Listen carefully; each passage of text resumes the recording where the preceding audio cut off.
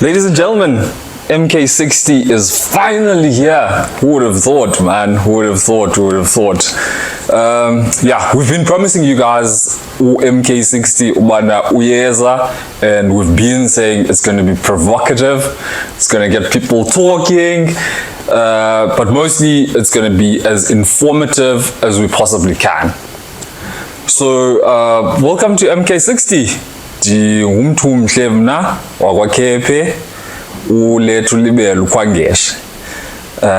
Yeah, this is Mk60 and welcome to the first episode. Now, this first episode, who best could we have as a guest on our very first episode of Mk60 than the #1 citizen of Makana? Because this show is going to be a political show. So we've got the executive mayor. We've got the executive mayor here as our very first guest of Mk60. So Tolop, welcome to Mk60. It was. Let's get straight into it. Because, like we said, 60 minutes of her time mustn't waste it already. So let's rather start Kongo. And can we start with a bit of a heavy topic, but very necessary? Kulenyanga December, the first, it's 16 days of activism against women and children. In terms of EGBV. So, as a woman, do you feel we've made strides kule campaign, or do you think there's still more that needs to be done? Thank you so much, Mtumhle, and let me start by appreciating the fact that I'm your first guest. Yes. Yeah, inyanga ka December is part of it from November. Yeah. We have 16 days of activism. Mm-hmm. And 16 days of activism, it is taken as a period where we intensify our campaigns for gender-based violence against women and children, and also to engage with one another, to participate in different platforms, platforms that seeks to evaluate the systems that are there, that seeks to address the issue of gender-based violence. So, and that doesn't mean that it's only something that is done during that 16 days of activism. It's an everyday thing, as we all know that we are now faced with a challenge of a high rate of GBV cases. So it's an everyday thing.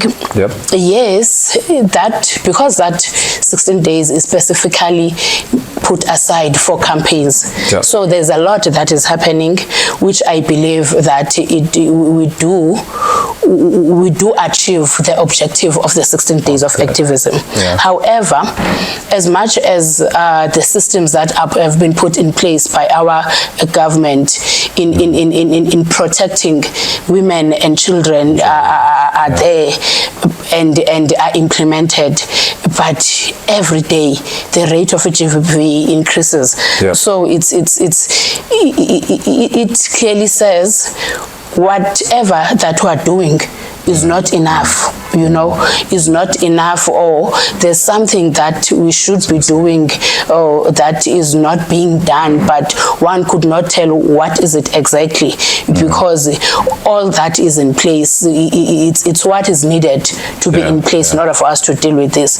So this thing of EGBV, it's a societal matter, because we're talking about our brothers, the culprits, perpetrators are our brothers, our sisters, our our parents, our neighbors, you know, and it's not like these people are not known, and it's not like women don't stand up against EGBV. We do, and they do, but still, it's you just don't know what is happening. It continue increasing despite all that what is being done. Yeah. And we felt it was really important to ask you this because of the position you hold and being a woman as well.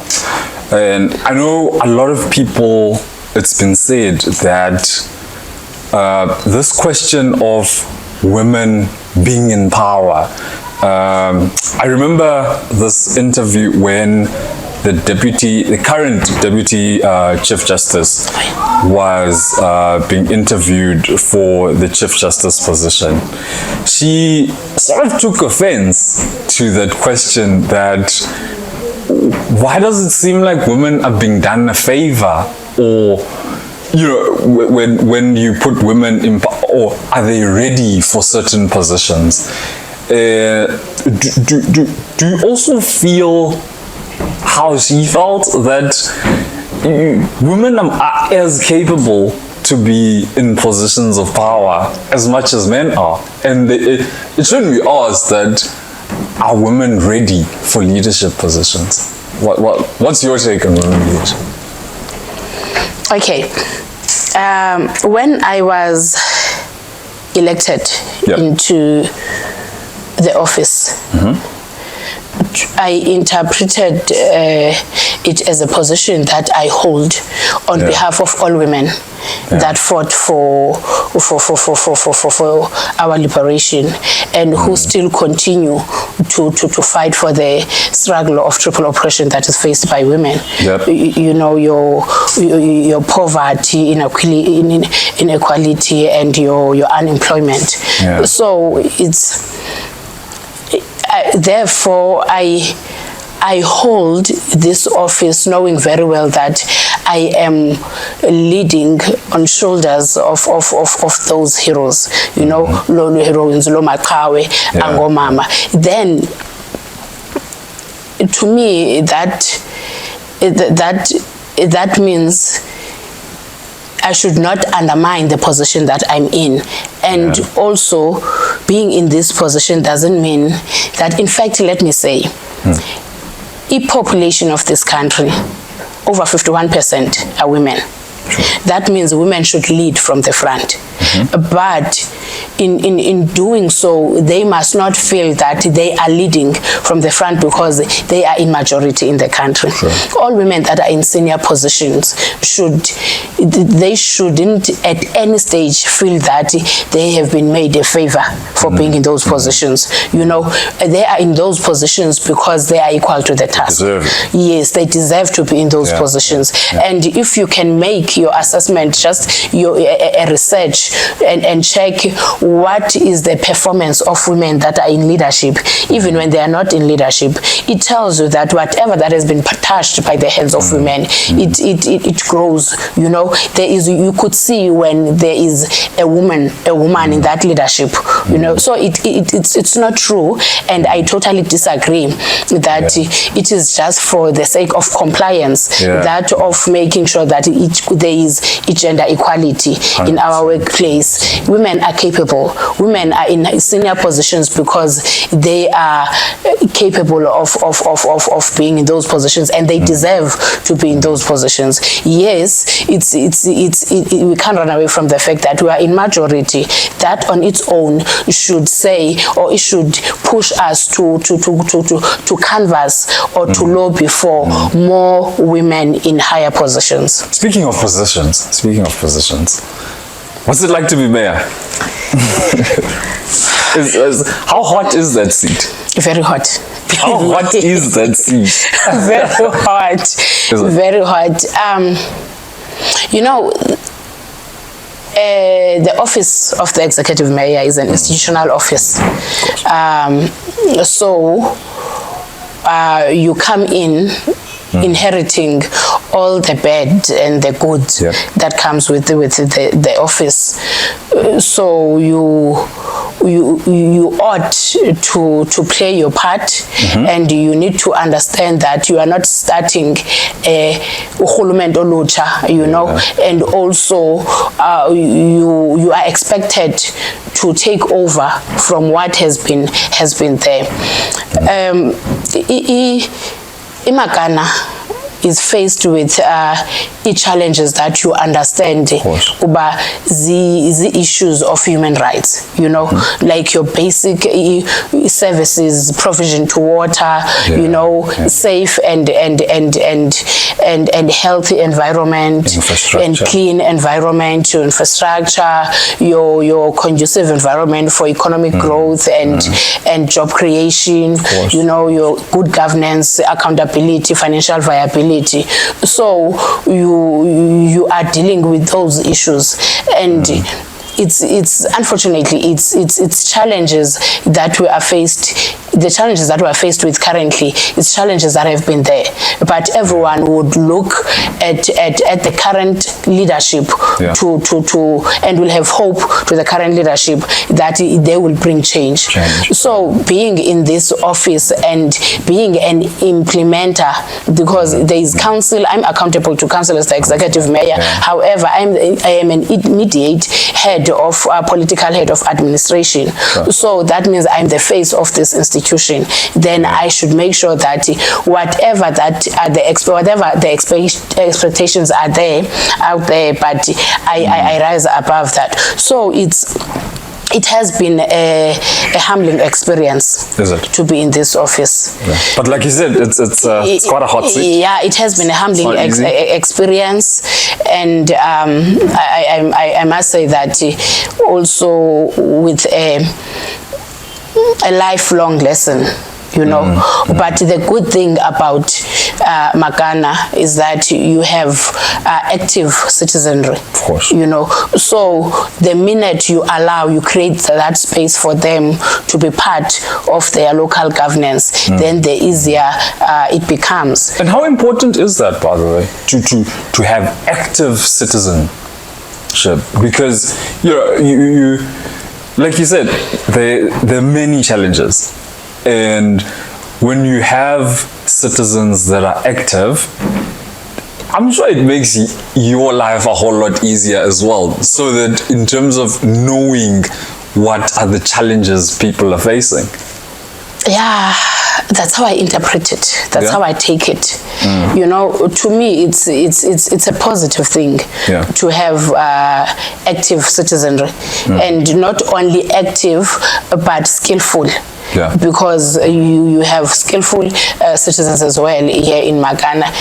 But hey, it's not easy, but it makes, if you accept and understand the main purpose behind their activeness, then you'll take it in a positive way and be comfortable with it, because they always it gives sponsor ideas, and also, you know, you get to measure your performance. It's easy for you to measure your performance through their activeness.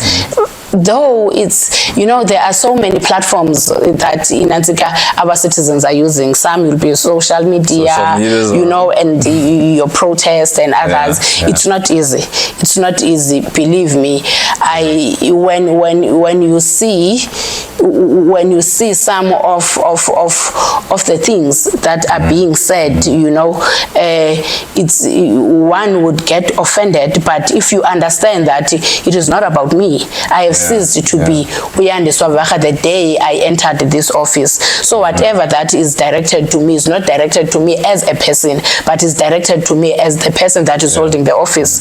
So it's good. I'm happy with the citizens that we're having, and to me that gave me an opportunity to rope them in and to allow them to participate and to make them be part of their local governance and to have a say on what can take us forward, because local government is not only the administration, is not only the political leadership of this institution, but it's also the community of Makana. So without these three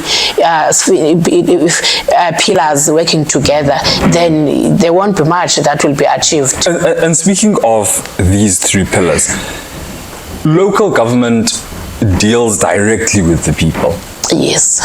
Now, when you have national, provincial, and then local, how important are those spheres of government to all work in unison, to be in one chain? Because if they don't, and the people are frustrated, a lot of the time they will take it with the local government, because local government is supposed to deliver services to them. So how important is national, provincial, and local government to work together? Yeah, local government is the closest sphere. Yeah, that is closer, is the sphere that is closer to the people. National government sphere is responsible for making policies, you know, your policy frameworks, your fiscal consolidation, your foreign policies, and you'll have provincial sphere that is implementing the policies that have been formulated by the national sphere, and also that of ensuring that they give all the necessary support to the local government, because they are the closest sphere to local government. They are the immediate supporters or to local government.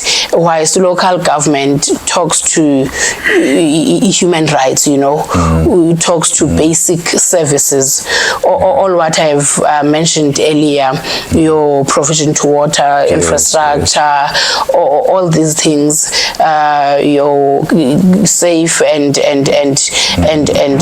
clean environment, your conducive environment for economic growth and accountability, your good governance in this space, you know. However, that doesn't mean that the province and the national have nothing to do with these issues, because when you talk about education, Department of Education, it is in the province, not in the local sphere. You talk of health, all these other departments are in the provincial government and national government. So it's important that all these three spheres work together, because we're talking about people.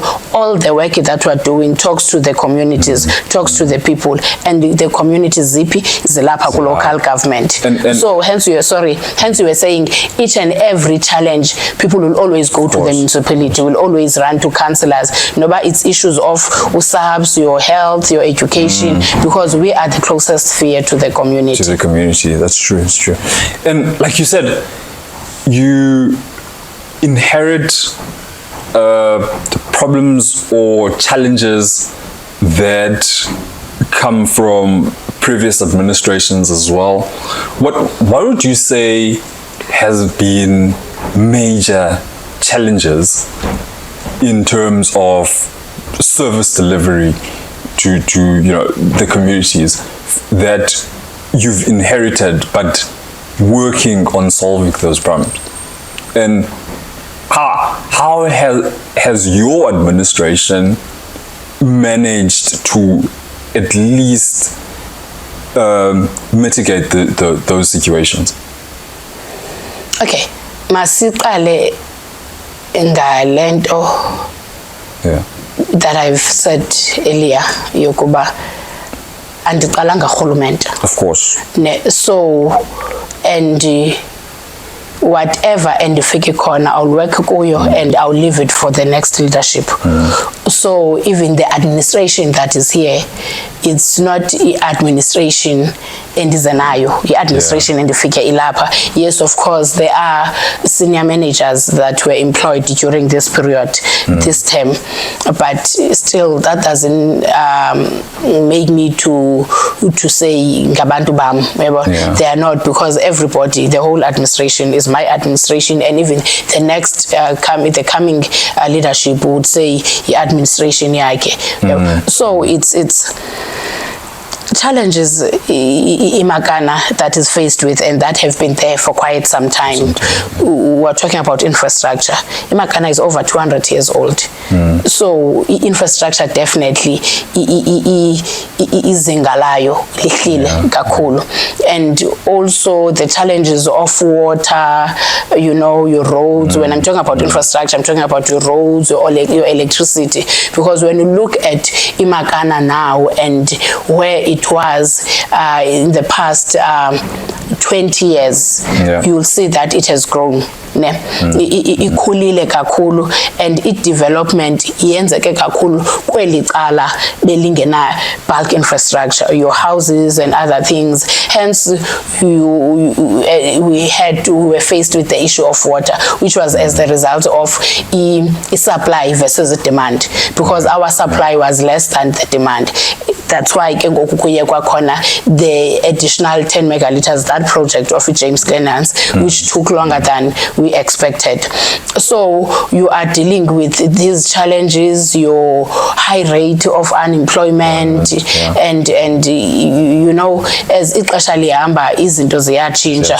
So now we are faced with crime that has increased, cable theft, and you know, your GPV. Yes, they were there in the past, but they were not as they are now. So there are a lot of challenges that as which were there in the past, and it doesn't mean that the challenges that are foreign kuhulumendo izizinto ezilindelekileyo vele, and izizinto that are challenging to in all areas, not only up Makana. And with regards to the many challenges you've mentioned, there was a massive outcry, and there was money back to National Treasury, and Municipality rectified, you issued a statement.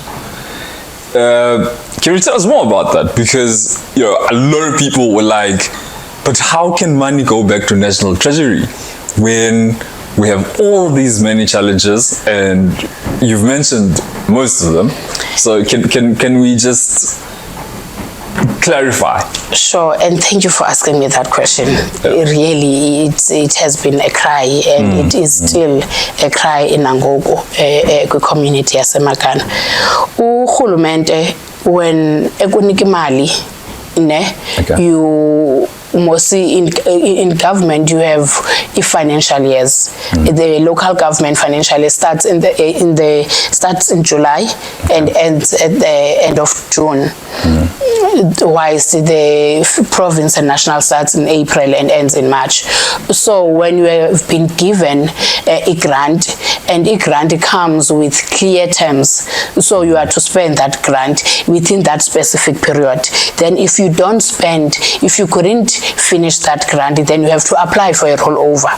And now a rollover, it's not an obvious thing that it will be accepted, it will be approved. It depends on what you are submitting as a motivation yako. Now we received a letter as Makana from National Treasury, which was talking about recalling of imali 60, that is totaling to 60.7 million, and that 60.7 million imali that talks to rollovers of 2022 financial year and 2022-2023 financial year. Okay. No, it's 2020-2021 financial year and 2021-2022 financial years. So it talks to rollovers of 2 financial years. And now it's according to what they were saying was that money was not spent. Indeed, during that period, the money was not spent, and we have made a submission of rollover whilst we were in the process of waiting for a response from National Treasury whether the rollover is approved or not. Then we received our equitable share. The norm is that when your rollover is not approved, then they take that money from the equitable share. They don't take it from you directly, they take it from your. So when they are giving you equitable share, it will be less the amount of your rollover. So upon receiving that amount, we then moved and implemented the projects that were meant to be implemented by that rollover. So yeah, that means the money has been spent. Now the National Treasury is saying, we want this money, you are owing, you must bring back this money because it was not spent. Then what in that letter, National Treasury said, we are giving you 7 days or 14 days to respond to this. Then with us, definitely the monies were spent. That 60.7 million was spent. Okay. It's just that when we were applying for a rollover, then we were supposed to submit, because National Treasury said, okay, fine, if you are saying you have this money and these projects are already, you have committed the money and the projects have already started, then you must show us that you do have this money in your bank. And that has happened. And now what was outstanding was for us as a municipality to submit a consolidated report that talks to these monies as well. Then that's where we failed as a municipality. We did not submit the consolidated financial report that talks to that. So Treasury concluded based on what was in front of them that this money was not spent. Why didn't you submit it to National Treasury? Yeah, that's the question we asked. The accounting officer, that why was it not submitted? So much that the council, they put it disciplinary, they disciplinary measures, consequence management to both accounting officer and CFO. Remember, it is the CFO's responsibility to submit that. However, the accounting officer as a municipal manager has a responsibility of playing an oversight role over CFO in ensuring that that was submitted. So in the absence of those, National Treasury concluded that the money was not spent. Hence we have submitted now proof that shows the money has been spent. What we're supposed to have submitted, then we then submitted it. That's why we've said we're in the process of appealing, because the money that National Treasury want us to pay back has been spent, and it has been spent accordingly. Now we just need to provide the proof that it has been spent. So it's not like the money will go back, it was unspent. No. That money was spent accordingly, and now we're saying to National Treasury, we don't have this money because this money was used and it was spent according to what was supposed to have been spent on. You heard it, guys. You heard it. The money was spent. The money was spent. So sorry about that. So we're just waiting for National Treasury now to respond, because I know the cry is like ichiwe le mali and akhondo yenziwa indlela zekanje. That money, for instance, one of the projects that are in that money is phase 2 in Ngame Street, Ngame Road. Yonke la paving is part of that, Nanzik. And you see that iyaqhubeka that project or final stages zayo. So definitely, and other projects. So definitely imali was spent for projects zazo, of course. So there's no such thing that kukimali ejikayo. And if now we are to pay back that money, that will mean we'll have to take from our own money, because the money that we're given went to Inansika Indauzazo. Exactly. And we've been talking about the challenges, and iyakwazi ufocus kakhulu on challenges and amongst other things. I'm sure there have been successes, especially in your tenure. I'm sure the Zikoni was positive that you can mention out of the top of your head that actually we did well with. we did well there. So kuyakwazi focus kakhulu on challenges, and we tend not to or to ignore successes. Are there any few that you'd like to mention? Yeah, there is quite a few.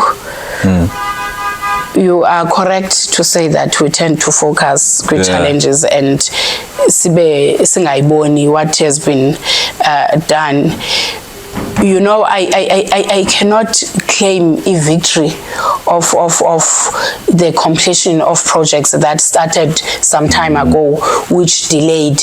It was so fortunate and that they had to be finalized during our term, but the finalization of James Glenans, the additional 10 megaliters, you know, is something that we could all celebrate, because when it comes to amanzi, we used to have 4 days without water. So now getting amanzi on a daily basis, even though you are still closing them during the night, let alone get the challenge which is attended, which is resolved. We believe that from tomorrow we shall be back with daily provision of water.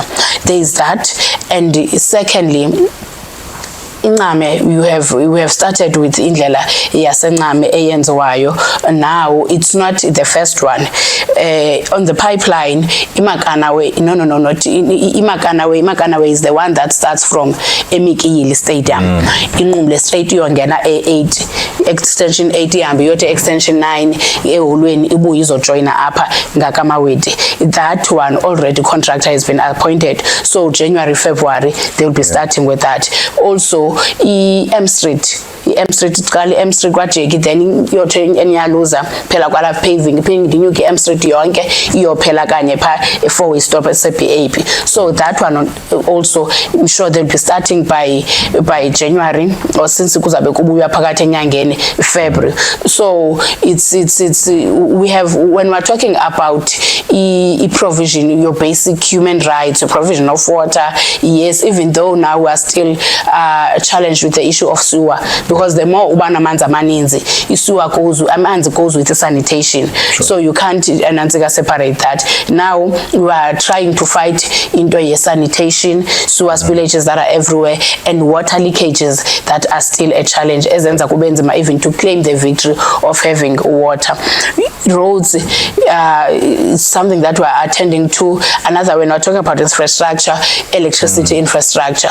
Yep. So currently the support that we're getting from provincial and national government is so amazing, because if it was not for the national government support through Department of Water and Sanitation, we wouldn't have be where we are now. And also, if it was not for the support of the provincial government through the office of the Premier and other departments, specifically UCOGTA, then we wouldn't be where we are now. Through the office of the Premier, we are now included in the small towns revitalization program, which will be focusing on the bulk of electricity, your roads, and traffic testing stations. So that on its party, that one is focusing on the CPD, because it assists in municipalities to create conducive environment that will attract investors, and also that will contribute positively in the growth of the economy. So you have these projects that are coming. We have a newly launched Entrepreneurship Unlimited Incubator. Yes, it's for the service. It is to service the whole district of Sarapadman, but it's stationed, it's hosted here in Makana. So that means that on its own, it says we are committed in supporting our SMMEs, our entrepreneurs. You know, there are a lot of programs that are happening. Your internship programs that are focusing to young people, giving them skills. Others will be plumbing, and with different areas. So there's a lot that is happening, that we are doing, we have done, and we are still to do. There's a lot that's still to be done. there's one more, Mayor, where if Yandiswa Vara here, without asking you this question, there wouldn't be the point of this whole podcast. The possible High Court move. We heard the Moseneke Commission. They have said that the High Court must move to Ebisho, and we know the implications, the economic implications that will have if Lasit hamba.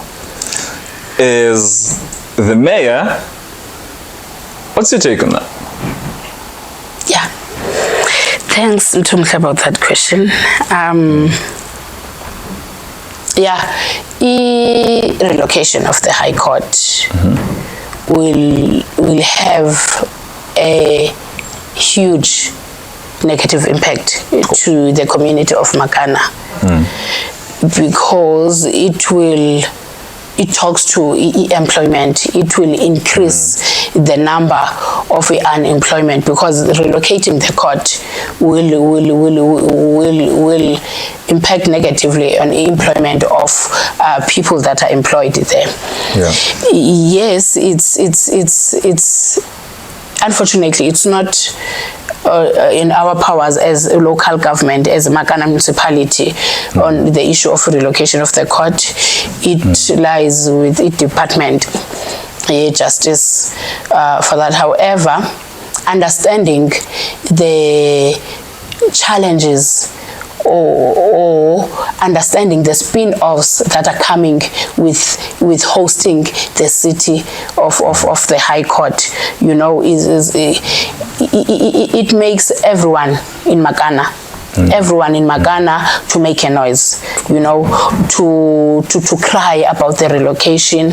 And even us as the municipality, we are crying and we are not happy with that, because that talks to, remember, allocation that we're getting from national government is not enough for us to run the business of local government. So we are solemnly depending, or in fact it's 10%. We're solemnly depending on a collection of rates. So now you'll be losing ratepayers, and people will be unemployed. People that are paying rates will be unemployed, and the spin-offs that are coming with. Remember, this court is servicing the whole province. So the spin-offs that are coming with people that are coming to attending their court cases here, it boosts our tourism, in terms of accommodation, your abamama bathengisa ezitratweni, because umuntu uyaphuma nasi stand ecourt uyathengisa kuma mothengisa isibindi pha uyatya. So it's really something that will kill the economy of this area. Hence, as the municipality, we have joined the court committee. There is a committee that has been put in place that is led by Prof Mabizela. Yes, that committee, as the municipality, are participating there meaningfully, and we have made sure that as a political institution we are playing our part, because remember, any laws are made through parliament, and the parliament is a political institution. It's a political platform. So that means the municipality have to play a role and have to be at the forefront of championing the fight against relocation. So we have managed to bring the Minister of Justice here, Honorable Ronald Ramula, where stakeholders of Makana, the city hall was full of stakeholders engaging with the minister, and also we continue playing our part, engaging all political leadership that we come across with. And recently we have had a visit by Minister Usenzo Mchunu, Minister Stella Ndabeni, or Minister Peters, all the ministers, everyone, and all the MECs that are coming to Makana. We engage them in each and every political meeting that we attend. We always raise this issue and lobby for his support. The Premier of the Eastern Cape has has declared support, and also the MEC for COGTA has declared support. So we continue engaging. Of course, it's not going to be easy for Premier, because also the people of Ibisho, that side, Buffalo City, are fighting as well for the court to relocate, whilst we are fighting against the relocation. So it's not something that we are happy about, and we continue fighting and giving all the support that we can to the committee, working together in ensuring that we win this fight against relocation. Yeah. So the fight continues. Yes, it continues. We saw how you spoke in one voice with your academias, different political parties, the judiciary. It was so important to, and so rare in our community, to have all those people speaking in one voice, saying no to such a move to the High Court. And I'm sure the community feels that in going forward, not just with the High Court, in general, that there's a consistent relationship between the academias and the municipality, roads, university, to try to help the city to work together as a community. Yeah, we have good relations actually with all our stakeholders, your roads, university, the schools, the businesses. Yes. They always offer their support, and willingness to come on board and assist the municipality. And already roads university is assisting us with all the necessary support that we need. So it's like we are, hence I've said earlier that though there isn't much strides, but the one that I can highlight is the involvement of our stakeholders in ensuring that we change or we restore the image of Makana. So we are getting that support a lot, and we have an open door policy with them, though they will fight, because of course the challenges somehow impact negatively in their businesses, your business people, and at some point students were protesting for not having water and other things. So the challenges also affect them, so once somehow they will come harshly, but not in a bad way, in a way that they are willing to work with us. So we have been working together. I'm not going to lie. UVC has been of great assistance, and all the businesses that are in Makana, in fact, all stakeholders. Okay. All stakeholders are working together. So that's one of the highlights or priority. Strides that I can highlight: the meaningful participation of citizens of Makana. 2024 is literally a stone throw away from now, and we know the buzz that elections come with, and how important they are to communities. Let's get your take on the upcoming, Let's get your take on the upcoming national elections. Okay, thanks, Tumhle. Yeah, 2024 is a year of elections, and not just Nyakawe elections. 2024 will be marking 30 years of democracy.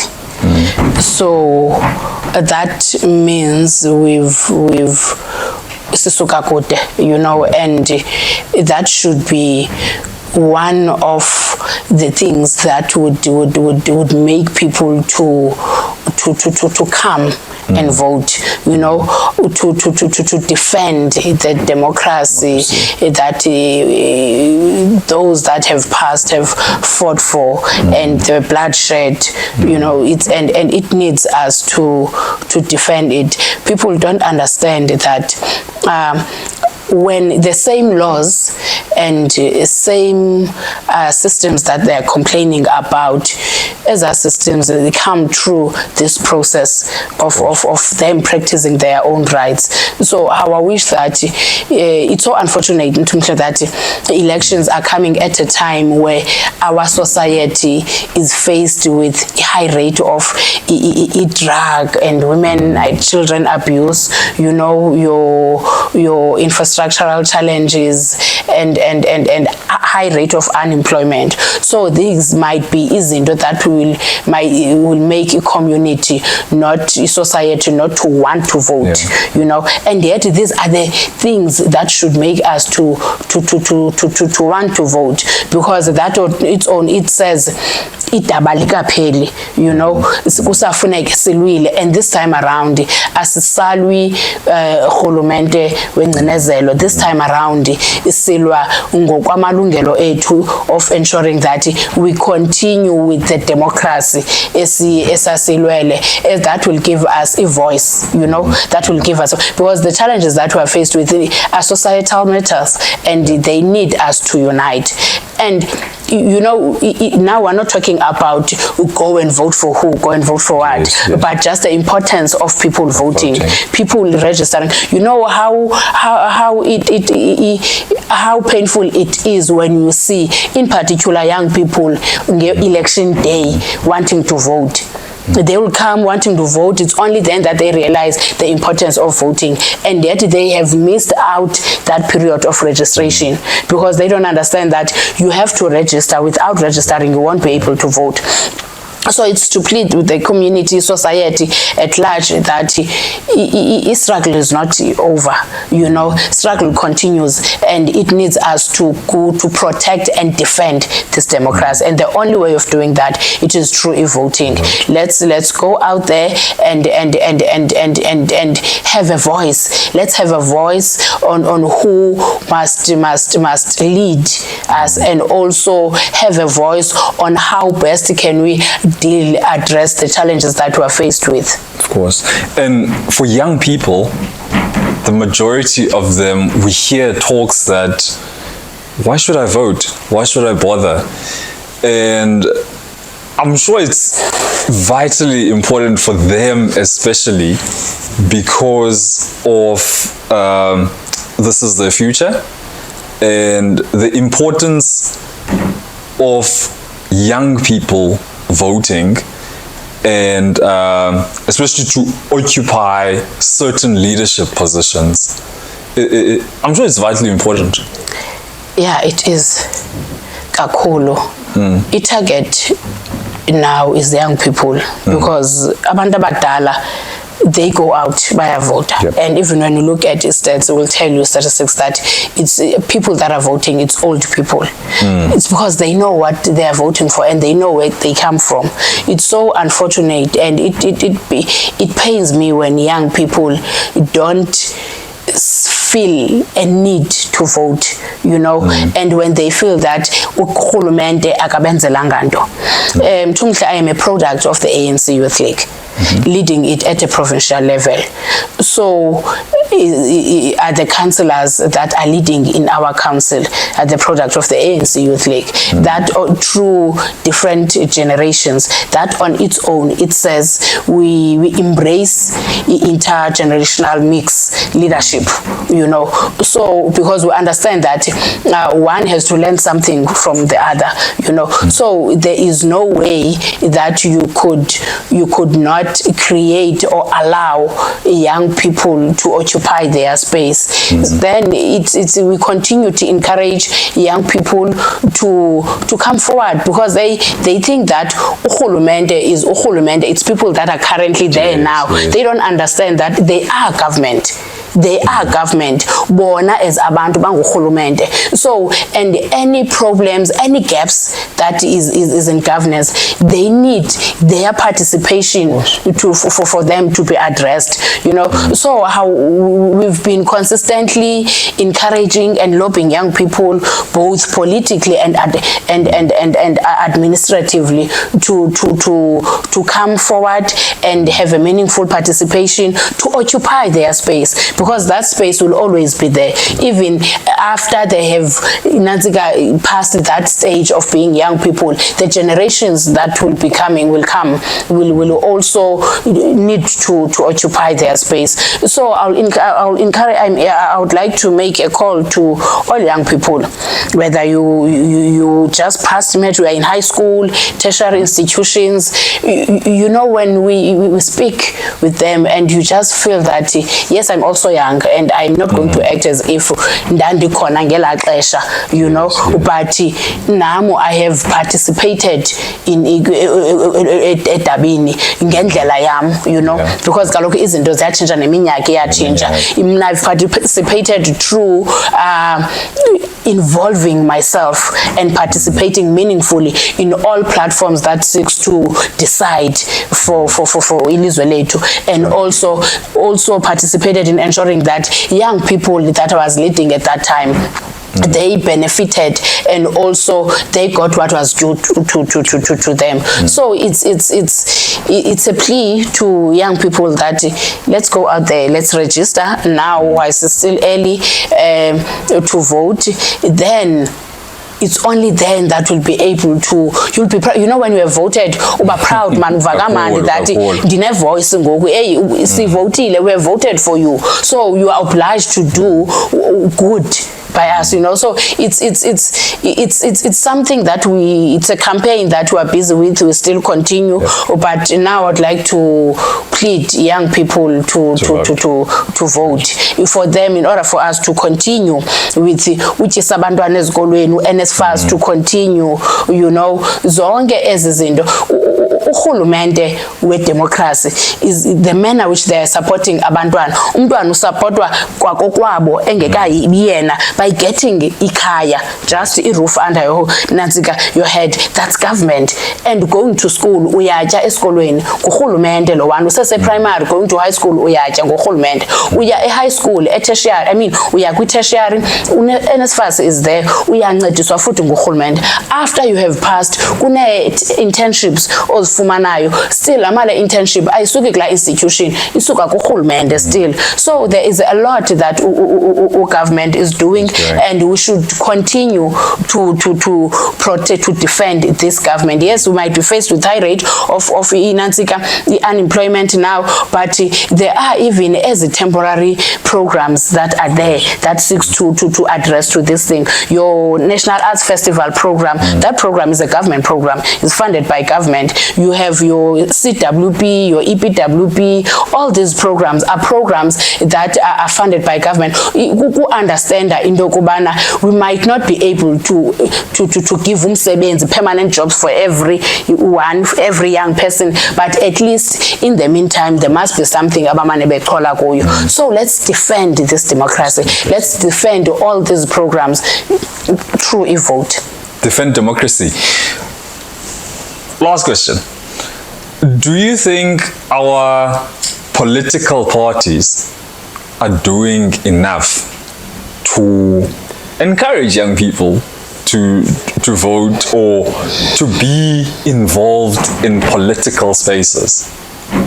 Do you think, because in order to find meaningful in voting, there's some form of political activeness that's sort of required, that so that you can know who to vote for. Do you think then there's enough space in our political spaces that young people feel, I can be part of this? Yeah, space is there for young people, of course, but I am worried, Mtumhle, to be honest. The younger generation that is joining politics, recruiter in a bad way, ne? How so? You'll find out that recruitment yabo is based on iziko. You know, umntu will join because I have recruited them. Umntu uzawulandela ba no, Yandiswa Vara will recruit people for them to defend me, you know, and without giving them a politics. You know, during our time, sasifumani politics, sake sihlale phansi. Fortunately, in our political space, then when we were still young, we had Otatuku Ngwindi and others who were our leaders. So people who made sure that we get politics, you know, we get politics over and above other things, but what is important is the politics. So now we are recruiting them, but we don't give them politics. Instead, sibafaka kumadabi political parties, amadabi in our internal infights as political parties and other things. Otherwise, the space is there.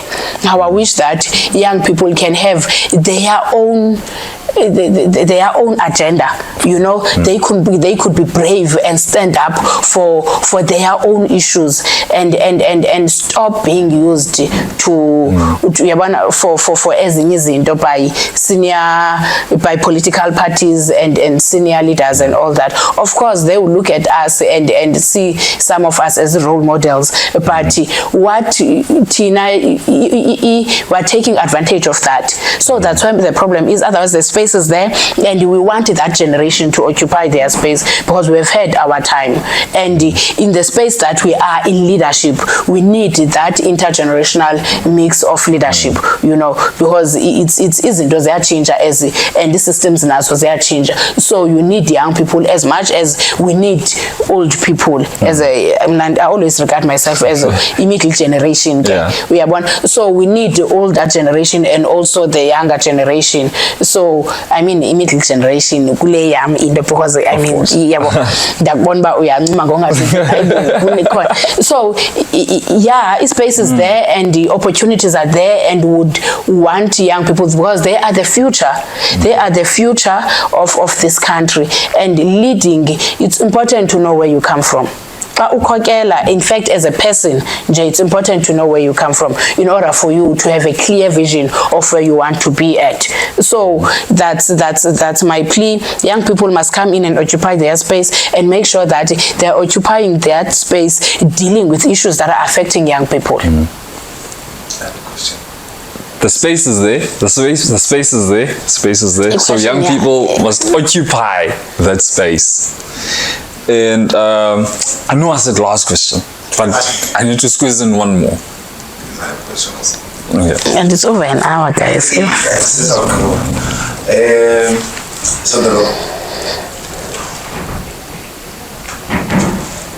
Would you go for another term as mayor of Grahamstown? If not, who or what kind of person would you like to see take over from you?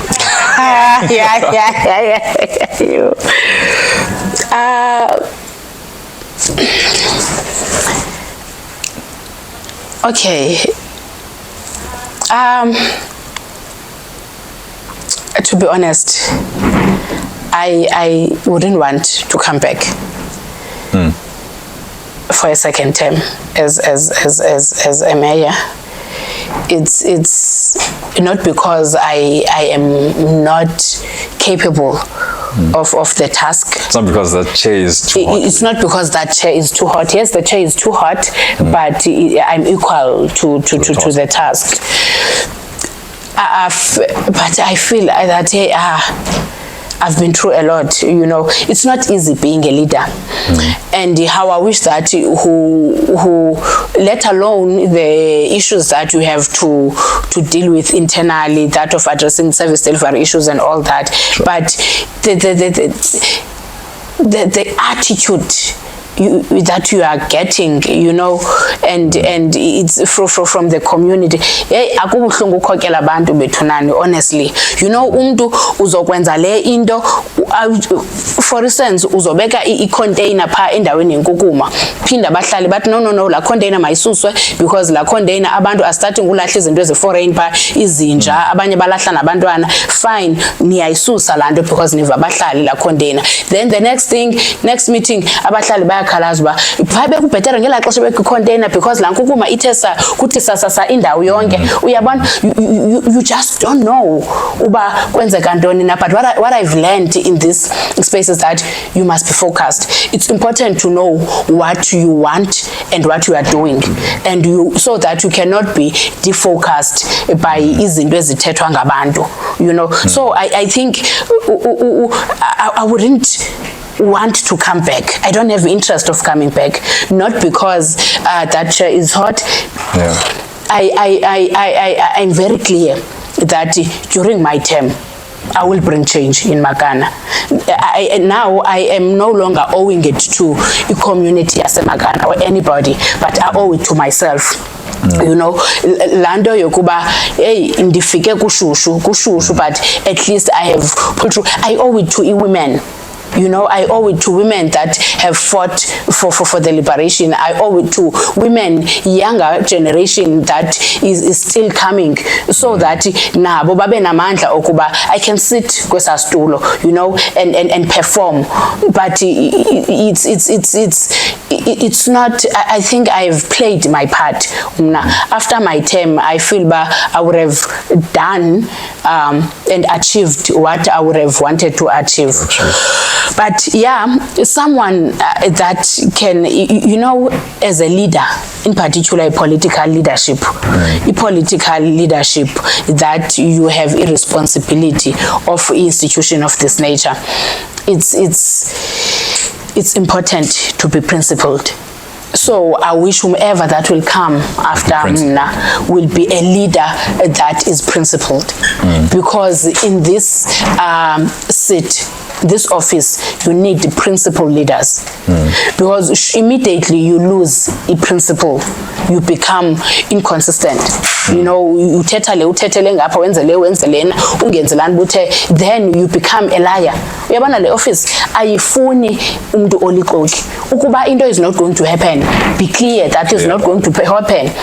If into izakwenzeka, then tell people uba izakwenzeka and when is it going to happen. If ayikwazanga ukwenzeka, you need to go back to ebahlalini uthi ayikwazanga ukwenzeka because of these reasons, then izokwenzeka ixesha. So whomever that will come after me should just stick to principle. That's what is key as a leader. Otherwise, all that ngokusendisenzela abantu abangomama that have fought for liberation yethu and young women that are still growing. Babona uba at least as women we are capable. And to add on to that and to sort of wrap it in one bow, who or what would you like people to remember you as when you held that position? To remember me as usodolophu obegqaywa ngamatshe in each and every corner, because it's so unfortunate that indikhokele ngexesha apho abantu kudala benyamezele yabona bejongene nezi challenges and now they felt ba fed up. So now ngoku they have lost the patience. So I entered the office during that period. So they should remember me as umntu okwazileyo ukuma through thick and thin. Because, yeah, guys, you don't know. You just don't know. You know, there are a lot of things that are said and people will conclude and decide. And that is not. So I want them to remember me as someone that has changed, who entered the office, kukona ingxaki, and someone that I'm not promising imakana indobana ndizawuzilungisa zonke ezingxaki, but at least mandithi xa ndiphuma kuthiwe noko usebenzile yabona, we have managed to achieve A, B, C, D. So I would want to be remembered as someone that stood firm in servicing the community of Makana despite all odds. That's how I want them to remember me. That community of Makana despite all odds. Mk60, I think it probably went to extra time. Probably went to extra time. So Dolopho siyabulela ngexesha lakho. We know how busy you are. We know how it's hard to put you in one place for 60 minutes plus. Last words? Last words. Government, especially local government, is a very difficult sphere, you know, and when you are outside governance, you see things your own way. And here internally, you are guided by laws, by legislation, you know, so you can't just do as you please, and there is a process in everything. I know we've been in different public meetings, community meetings, reporting more or less the same thing to the community about the roads, that okay, that road is going to be done, that is going to be done, and you come back after 3 months again, you are still telling them about that road is going to be done, that is going to be done, and they feel like, you know, they start feeling that you are lying because you've been saying that forever. That's government. You plan and you share your plans whilst you are in the process of implementing. So mine is to plead the whole community of Makana, citizens of Makana, to be patient with the municipality, and also to come on board. We need to, Yabona, this is one time that we need the citizens of Makana to be united. We need all citizens to be united and rally behind restoring the image of Makana. And we can only do that through paying e-rates. The services that are offered to you, kukume collectwayo, amanzi that you are getting, zonke as the services, just pay the little that you can afford. Just pay that 50 rands or 20 rands that you are able to pay will make a difference. Uhulumende, umsebenzi wethu waseMakana is depending on the collection of rates. So without us collecting, then we won't have money. People will ask, but iphi kanti imali kamasipala? No, imali kamasipala iless. So I'm pleading to the citizens of Makana, let us be united. Let us be united by paying our rates. That's the least that we can do. Once you pay your rates, municipality unemali, then we get to render services. You pay rates, masipala unemali, siyakwazi ukwenza indlela, siyakwazi ulungisa zonke ezingxaki, but without yourselves paying rates, then we won't be able to do or to achieve what is ought to be achieved. So I'm pleading with the communities, understanding very well that some don't afford at all to pay e-rates. Hence, there is a program of indigent. We are moving around registering indigent people. So we'll request everyone to participate meaningfully and register during that period of registration. And those that can pay, then I know people will say, "Sipatala ntoni indlela zinje, amanzi uyabona sizengxaki zamanzi, inkukuma." I mean, in order for us to attend to those things, we need money. So without yourselves paying, then we won't be able to do that. So, and also lastly, local government is made of 3 pillars. It's municipal administration, political leadership, that is council, and the community, citizens.